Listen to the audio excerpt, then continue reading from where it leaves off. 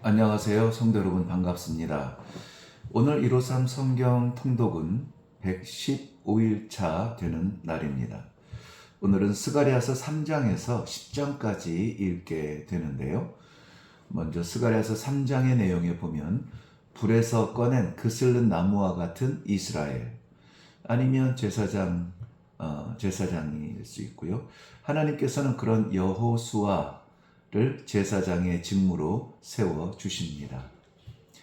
성경은 이렇게 한 사람에게 할 때에도 민족을 향하여, 그리고 민족을 향하여 할 때에도 다음 세대를 향하여 주시는 말씀들을 볼 수가 있는데요.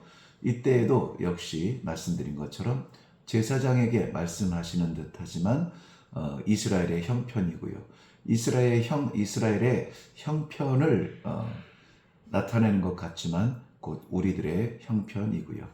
중요한 것은 그러한 불에서 그슬린 나무와 같은 그러한 제사장에게도 새로운 직무를 주시고 이스라엘 백성 민족에게도 새로운 사명을 주시고 우리들에게도 오늘 새로운 비전을 주신다는 사실입니다. 이스라엘 백성들 속에 우상 숭배에 뿌리를 남겨놓고 그리고 하나님으로부터 돌아서게 한 그 사탄의 유혹에 넘어가서 다 타버린 듯한 하나님의 백성들, 그들의 형편을 보잘것없이 보는 듯합니다. 그렇지만 하나님께서 그 백성들을 용서해 주시고 그의 의로 옷 입혀 주신다는 사실을 우리는 볼 수 있어야 합니다. 그러므로 불에 그슬른 나무가 새로운 생명체가 되었다기보다는 하나님의 의로 옷 입혀 주셔서 그슬린 것들이 감추어지고 가려졌다는 내용입니다. 여호수아 제사장을 통해서 이스라엘에게 하시는 하나님의 약속은 조건적인데요. 6절 말씀에 보면은 내가 만일이라는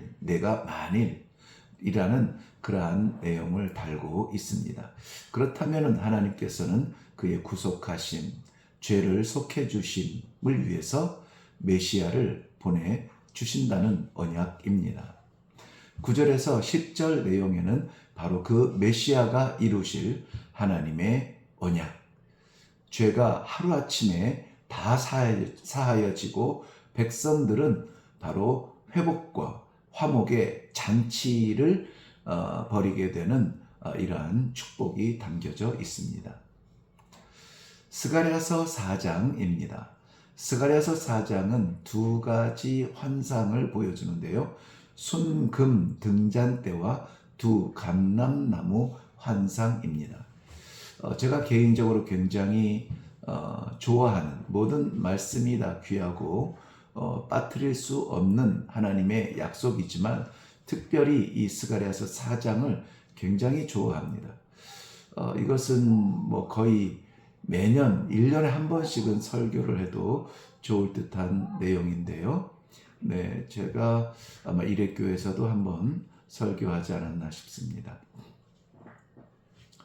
이 두 순금 등잔대와 두 감람나무에 대한 환상을 보여주기 위해서 천사를 보내어서 천사가 바로 이 선지자를 흔들어 깨우는 장면이 나오죠.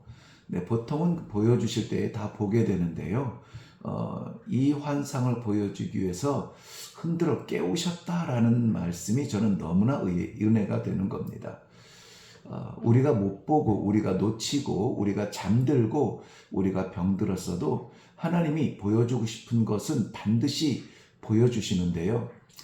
이때도 실제적으로 잠에 빠져있는 이 육체적인 잠이 아니라 무언가 다른 일로 인하여서 정확하게 우리가 놓치지 말아야 되는 것을 놓치고 있을 때에 하나님께서 우리에게 그 분주한 마음을 정리하고 보여주고 싶은 것을 보여주신다. 이렇게 보시면 좋겠는데요. 특별히 순금으로 된 등잔대가 있는데요. 이것은 교회요 성도라고 해석하는 것이 일반적이고 보편적이고 이것이 아니라고 말하는 해석은 거의 없습니다. 중요한 것은 이 교회와 성도들의 구성 요소가 오직 순금이라는 요소만 말하고 있습니다. 성경 전체에서 특별히 구약에서 순금이라는 표현을 쓸 때에는 보통 pure gold라는 단어를 영어 단어를 번역하는데요. 유독 이 스가랴서 4장에서는 pure gold, 순금이 아니라 solid gold라고 해서요. 아주 단단한 고체, 바위, 나무 이런 것처럼 단단한 것을 말할 때 solid라고 하는데요. solid gold라는 표현을 쓰고 있습니다. 이것은 순결한 무엇이 아니라 변치 않는 무엇인데요. 바로 교회와 성도는 변치 않는 믿음이 필요하다는 것입니다. 퓨어를 다시 설명하면 흠이 없다는 의미라면 solid라는 것은 단단하여 변함이 없음입니다. 우리는 순결하여서 점도 흠도 없는 그러한 존재가 되기는 어렵습니다. 그런 존재가 될 수가 없죠. 그런데 그럼에도 불구하고 그런 가운데에서 우리에게 믿음을 주시어서 이 믿음을 지키라고 요구하고 계시는 겁니다. 흔들리지 말고 굳건하게 끝까지 붙들 그러한 단단한 믿음이 우리 모두에게는 필요한 것입니다. 이것을 위해서 두 감람나무를 세워서 힘을 공급해 주시죠. 성경에서 해석해 주는 그대로 보면은 이 두 감람나무는 기름 부음 받은 종, 즉 여호수아와 스룹바벨을 이야기한다고 합니다. 중요한 것은 두 감람나무와 등잔대가 연결이 되어 있다는 것이죠. 연결이 되어 있어서 계속적으로 공급을 받는다는 것입니다. 공급받아야 꺼지지 않고 빛의 사명을 감당할 수 있는 것입니다. 저는 이것을 말씀과 기도로 이해하고 있습니다. 타협하고 싶지 않은 정도이죠. 전체적으로 다시 해석을 해보면은 두 감람나무는 기름 부음 받은 종, 즉 말씀의 사역자들, 교회로 치면은 목사와 장로들을 이야기할 텐데요. 말씀과 기도에 세운 바, 기름 부음 바 된 종들이죠. 그리고 믿음이 단단하여 흔들리지 않는 성도들이 서로 연결이 되어 있어야 되는데요. 분리되면 안 되죠. 당연히 목회자나 성도들이 분리돼서는 안 되고 연결되어 있어야 돼요. 우리는 무엇으로 연결되어야 됩니까? 이것이 말씀과 기도라는 것이죠. 다른 무엇을 기대하거나 기다릴 것이 아니라 이것저것 계산하지 않고 오직 성도와 목회자, 장로 이들이 서로 연결이 되어서 소통이 되어야 될 것은 말씀과 기도 외에는 없습니다. 그리고 이 말씀과 기도를 통해서 하나님의 뜻을 발견하고 힘을 얻게 되면 각자의 자리에서 그 사명을 감당하면 되는 거예요. 이제까지 우리 한국교회는 너무 목회자를 바라보는 그러한 건강하지 못한 믿음 속에 있었다면 이 스가랴서 4장을 통하여서 하나님께서 바라보시는 건강한 교회의 모습이 보여진다면 우리는 실천해야 합니다. 어렵지만 실천해야 합니다. 스가랴서 5장입니다. 날아가는 두루마리에 대한 환상을 보여주시죠. 두루마리는 하나님의 말씀을 기록하고 담은 것이죠. 이 두루마리의 규모가 상당히 크다고 했는데요. 뿐만이 아니라 이 두루마리가 날아다니는 그 영역을 보면 온 땅이라고, 온 땅을 두루 다니면서 말씀이 닿는 곳마다 축복이 되는 것뿐만이 아니라 때로는 저주가 되기도 한다고 기록하고 있습니다. 하나님의 말씀은 지키고 순종하는 자에게는 축복이고 그리고 이 거부하고 순종하지 못하고 등을 돌리며 떠나간 자에게는 이 말씀이 오히려 저주가 된다는 사실을 우리는 잘 알 것입니다. 마치 우리나라에 법이 있는데 법을 지키면 떳떳한 백성이 국민이 되는 것이고 법을 어기면 숨어 살아야 하는 범죄자가 되는 것이고, 그런데 어떤 범죄자는 외형적으로 아닌 것처럼 그렇게 살아갈 수도 있죠. 사기꾼도 양복 입고 타이 메고 좋은 차 타고 이 거드름을 피우면서 마치 아닌 것처럼 사회에 존경을 받는 그러한 자리에 있을 수 있다는 것입니다. 그러나 그의 본질은 범죄자인 거죠. 그 이후에 다시 보여주신 환상은 에바 속에 있는 여인이에요. 에바는 다니엘을 측량하는 도구로서의 그릇인데요. 그 안에 여인이 있고 그 입구를 봉하여서 신할 땅으로 보내진다고 합니다.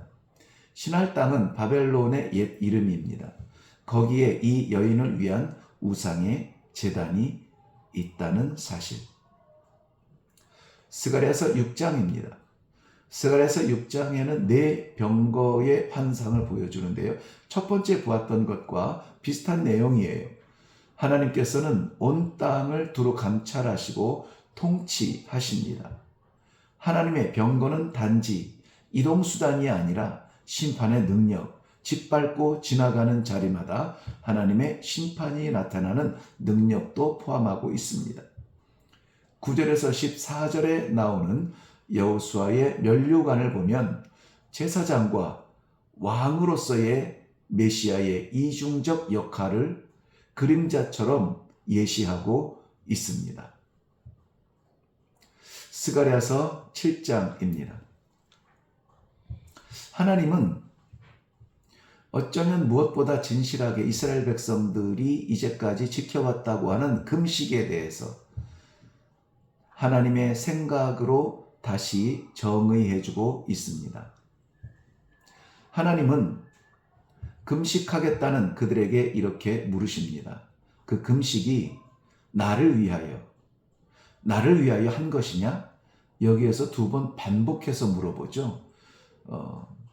이것은 나를 위하여 한 것이 아니라는 것을 나는 안다. 너는 모르느냐? 라고 하는 강력한 지적의 문화적 표현입니다.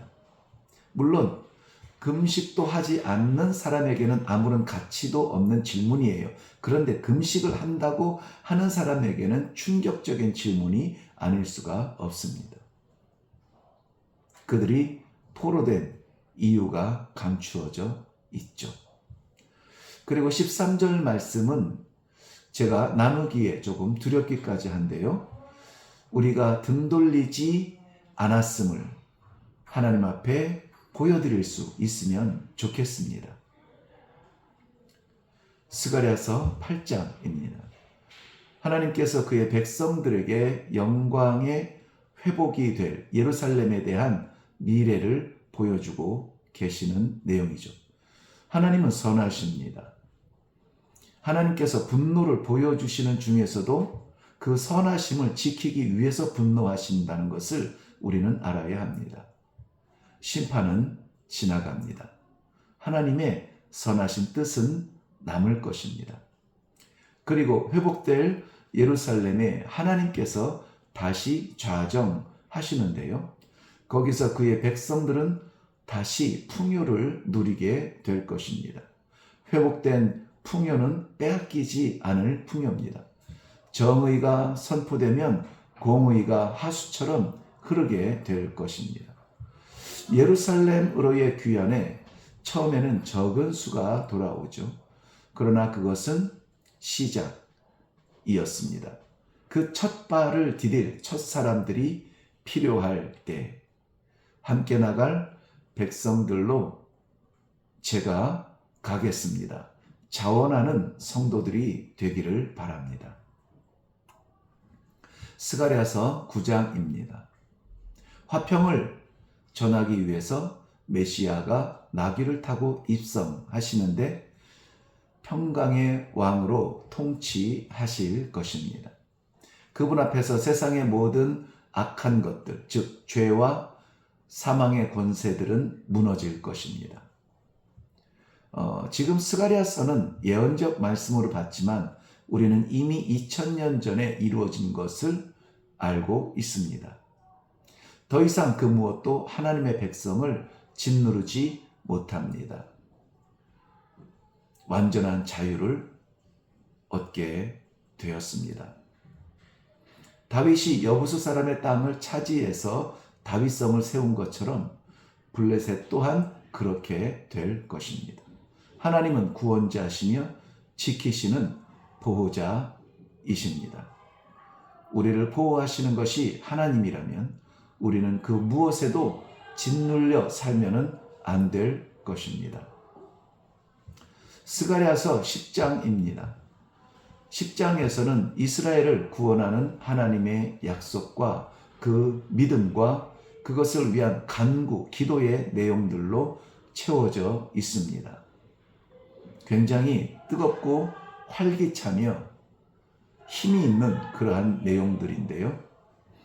지금은 목자가 없는 듯하고 양들의 고통의 시간이지만 그러나 완전한 구원을 이루실 것을 분명하게 약속하여 주십니다. 그리고 마지막 부분에 다가가면 다가갈수록 그 약속이 점점 이루어지는 것을 볼 수가 있습니다.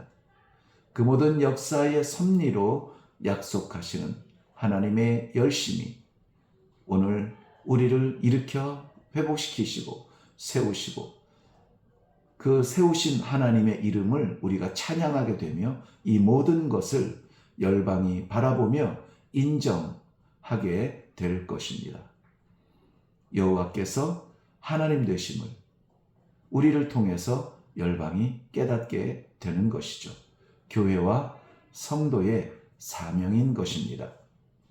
오늘도 통독하는 가운데 하나님의 놀라우신 뜻을 발견하며 뜨겁게 기도하는 그러한 시간이 되기를 바랍니다. 여러분을 축복합니다.